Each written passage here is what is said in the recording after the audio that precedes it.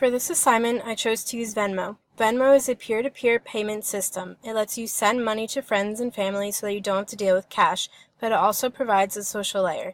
You can use Venmo to pay anyone in the United States, whether or not they have Venmo, but they will need to sign up for Venmo to claim their payment.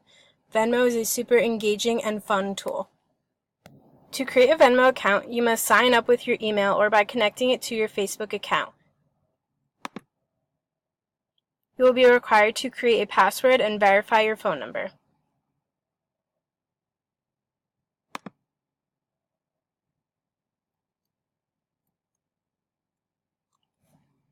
Venmo on your web browser, you will immediately be on the website's Friends screen.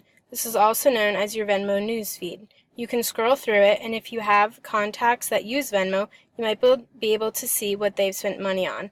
As you can see, I personally use Venmo quite a bit and find it to be a very useful tool.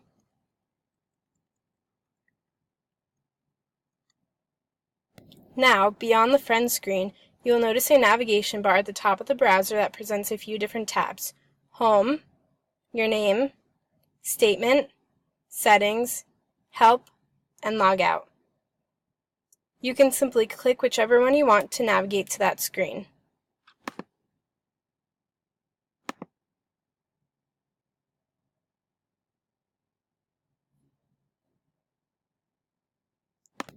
The Me screen shows your own transaction history and allows you to start a new payment.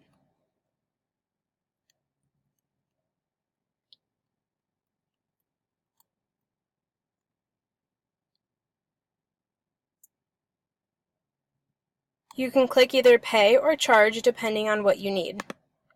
You will then enter the name of the person and the amount you want to pay.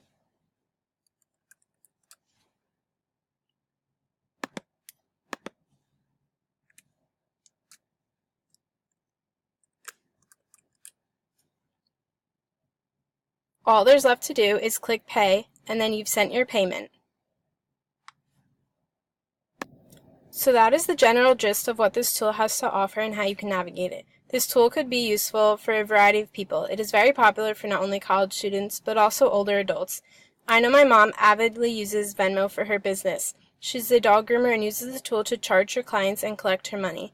I currently use this tool to pay my monthly rent and receive payments from my employer. In the future, I will continue to use this tool to pay rent and also pay for other things.